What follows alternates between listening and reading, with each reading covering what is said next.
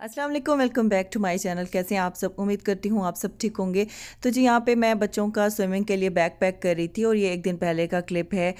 Week में 2 मरतबा मैं कोशिश करती हूँ कि बच्चों को स्विमिंग के लिए लेके जाऊँ, लेकिन जब विंटर आता है तो फिर उसमें भी स्विमिंग का ब्रेक आ जाता है और इसके अलावा आजकल बच्चों की छुट्टियाँ थी, तो इसीलिए मैं उनको अभी यहाँ पर स्विमिंग के लिए लेके जा रही थी। उनकी जो भी ज़रूरी चीज़ें थी और कुछ स्नैक्स थे वो मैंने बैग में रख लिए थे और उनको मैं साथ ले गई थी।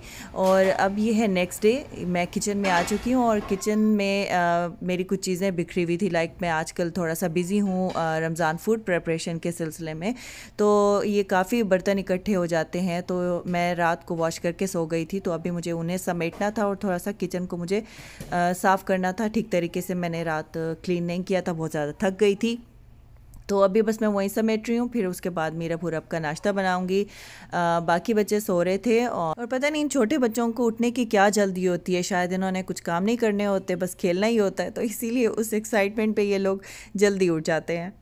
माँओं का उठने को दिल नहीं करता और बच्चे हैं कि उठने की जल्दी में रहते हैं। तो खैर माँ ने बेचारी ने काम जो करने होते हैं तो इसलिए वो सुस्त हुई रहती है कि जितना देर हो सकता है मैं आराम कर लूँ।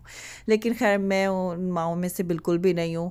बच्चे जाग रहे हों तो मैं कभी भी नहीं सो पाती हूँ और शुरू से ही कुछ ऐसी आदत है, कुछ गंदी आते हैं।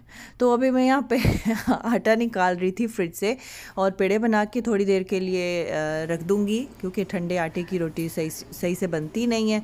तो वो मैं बना के रख दूँगी, तब तक मैं अपना कोई लेमन वाटर वगैरह पी लूँगी और फिर आके मैं अपना ये रोटी बनाने का काम मुकम्मल कर लूँगी।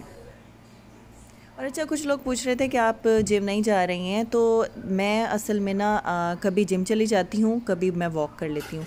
ये दोनों चीज़ें मेरे रूटीन का हिस्सा हैं और कभी इरफान फारिग होते हैं तो उनको लेके मैं वॉक पे चली जाती हूँ, क्योंकि मौसम बेहतर था तो ज़रा मौसम अच्छा हो ना तो उसमें वॉक करने का बड़ा दिल करता है। जिम में बहुत ज़्यादा एसी चल रहे होते हैं और उसमें जब आप स्वेट करते हैं तो उल्टा आपको बॉडी एक्स शुरू हो जाते हैं। एक जो सबसे बड़ा ड्रॉबैक है ना वो यहाँ के जिम का, वो सिर्फ ये है कि वहाँ पे बहुत ज़्यादा कूलिंग होती है और जब आपको स्वेटिंग होती है वो बहुत ज़्यादा फिर उल्टा आपको ख़राब करती है। और बाकी मैं कोशिश यही करती हूँ कि वीक में 4 मरतबा जो है वो अपनी वॉक या जिम जो है वो लाजमी करूँ, क्योंकि फिर जो आपने वेट कम किया होता है वो दोबारा बढ़ने का डर होता है। तो इस तरीके से अगर ये चीज़ें रूटीन में रहे ना तो आपका वेट मेंटेन रहता है। और इसके अलावा अभी तो मैं हुरब मीरब के लिए सिंपल नाश्ता बना रही थी। उसैद ने फरमाइश की हुई थी क्रेप्स खाने की, तो अगर आपने क्रेप्स की रेसिपी देखनी है तो वो आपको आगे मिलेगी। जब वो उठेंगे बच्चे तो उनके लिए बनाऊँगी, आप वहाँ से मेरी रेसिपी देख सकते हैं।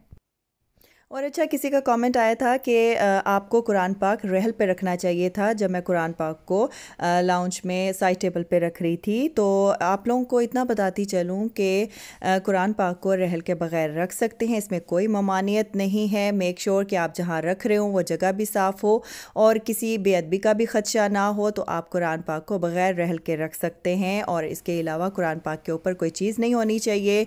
और वैसे मैंने ये बात मुस्तनद सोर्सेज से कंफर्म की हुई है, आप ख़ुद भी कंफर्म कर सकते हैं। मैं इस चीज़ के बारे में क्लियर हूँ, सोचा आप लोगों को भी बता दूँ कि कुरान पाक को आप ऐसे रख सकते हैं। टाइम वेस्ट होता है। Give me eraser.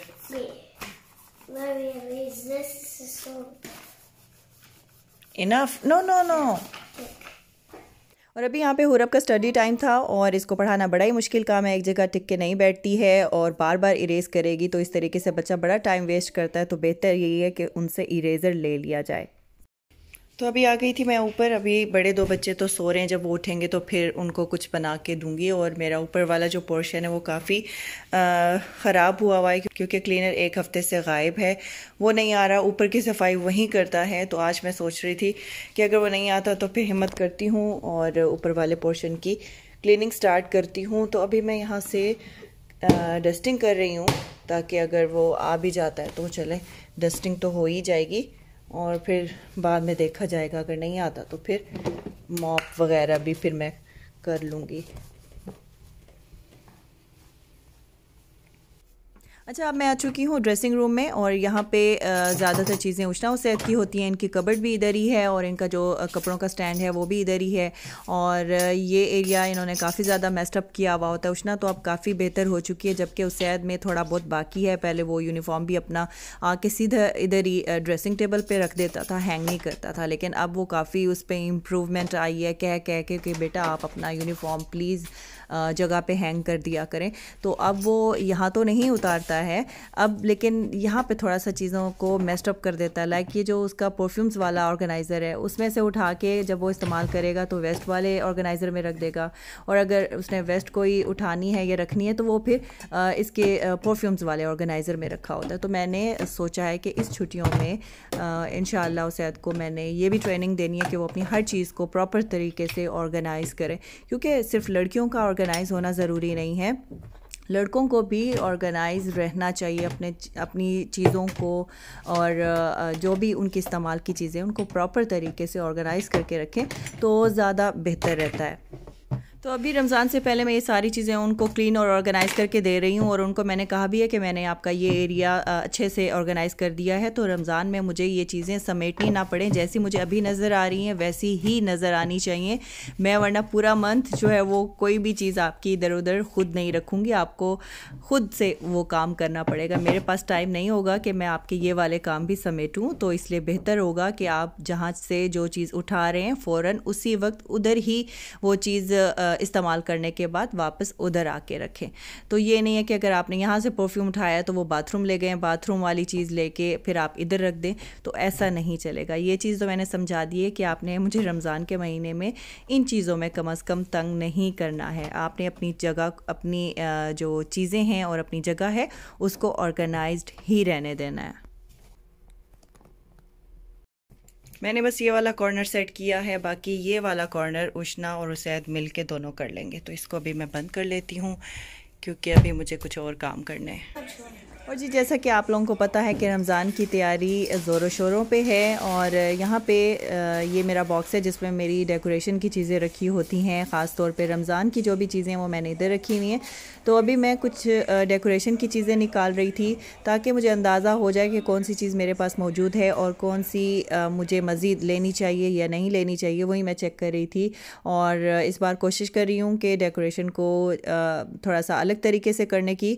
तो बाकी देखें कि किस तरीके से डेकोरेशन करते हैं। और वैसे यहाँ पे तो बहुत ज़्यादा लोग घरों को, चीज़ों को डेकोरेट करते हैं। आई थिंक पाकिस्तान में इतना ज़्यादा ये ट्रेंड नहीं है या नहीं करते हैं लोग, लेकिन करना चाहिए, एक अच्छा लगता है।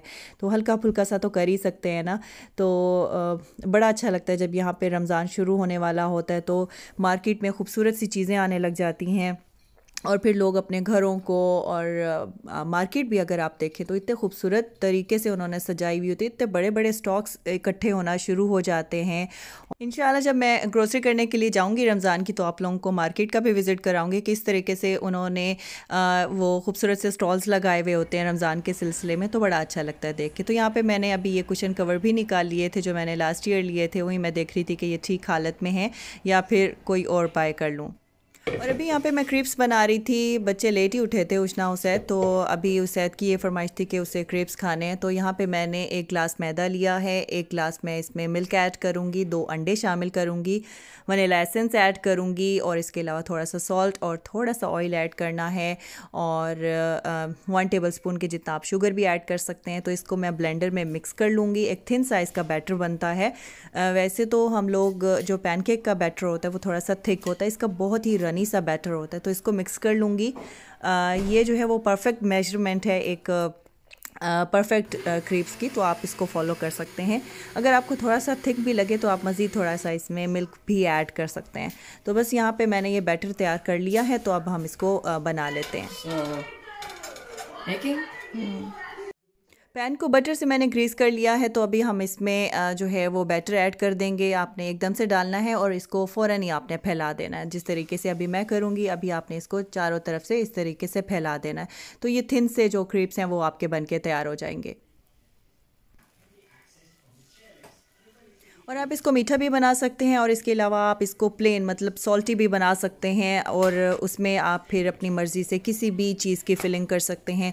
आप इसमें फ्रूट्स, क्रीम और चॉकलेट की फ़िलिंग कर सकते हैं। चिकन की भी आप फ़िलिंग कर सकते हैं। अगर आप बैटर में शुगर ऐड नहीं करेंगे तो आपका प्लेन क्रीम बन जाएगा, तो फिर आप उसमें चिकन की फ़िलिंग भी कर सकते हैं, चीज़ की भी कर सकते हैं, जो भी आपके बच्चे पसंद करते हों तो उस तरीके से आप फिर बच्चों को बना के दे सकते हैं। बहुत ही लाइट वेट से होते हैं, बस बच्चों को इस तरह की चीज़ें अच्छी लगती हैं, क्या करें। फ़िलहाल मैंने इसको इस तरीके से फ़ोल्ड किया है, लेकिन बच्चे इसके ऊपर चॉकलेट लगवाएंगे तो चॉकलेट स्प्रेड करके बच्चों को मैं ये दूध के साथ दे दूँगी। न्यूटेला में तो बच्चों की जान फंसी होती है।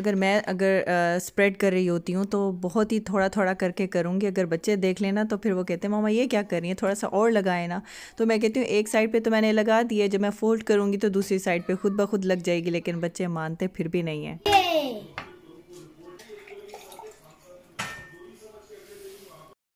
सैद ये अकेले भी खेल सकते हैं, तो आप कैसे खेल रहे हैं?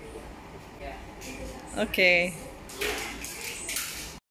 इस वक्त मैं रमज़ान फूड प्रिपरेशन की वीडियो रिकॉर्ड कर रही थी और टाइम हो रहा है इस वक्त रात के 1 बज रहे हैं। और इस वक्त किचन की हालत चेक कीजिए। ये शेल्फ़ तो क्लीन रहता है, लेकिन दूसरे शेल्फ़ पे रैंडम स्टफ़ रख देती हूँ। देखें इस वक्त बर्तनों का लोड भी चेक करें, चीज़ें फैली हुई हैं। इस वक्त किचन की हालत ये है। साथ पे चेयर भी रख देती हूँ, थक जाती हूँ तो थोड़ी देर के लिए बैठ जाती हूँ, क्योंकि 2-3 कबाब जो है वो हम लोग बनते हुए दिखाते हैं। बाकी आधा, बल्कि आधे से भी ज़्यादा जो काम होता है वो ऑफ द कैमरा होता है। तो यहाँ एक डस्टबिन मैंने इधर रखी हुई है, एक साथ में यहाँ रखी हुई है और एक गार्बेज बैग ये मैंने हैंग किया हुआ है। तो कचरा काफ़ी ज़्यादा हो जाता है जब भी रेसिपीज़ रिकॉर्ड करते हैं। और यहाँ पे मेरा ट्राइपॉड है, साथ में मैं चाय भी पी रही थी, जो कि बीच में मैंने छोड़ दी, मुझे बाद में पता चला मैं तो चाय पी रही थी। तो ये सब दिखाने का मकसद ये है कि जो व्लॉग्स बनते हैं या जो वीडियोस रिकॉर्ड की जाती हैं उसके पीछे बहुत ज़्यादा मेहनत होती है। मेहनत के बगैर कोई काम नहीं होता, जो भी काम होता है उसके पीछे बहुत ज़्यादा मेहनत होती है। फूड प्रिपरेशन की वीडियो इंशाल्लाह 1-2 दिनों में आप लोगों के साथ शेयर करूँगी। तो बस आज का व्लॉग इतना ही, मिलती हूँ अब आपसे इंशाल्लाह नेक्स्ट व्लॉग में। तब तक के लिए अल्लाह हाफिज़ एंड टेक केयर।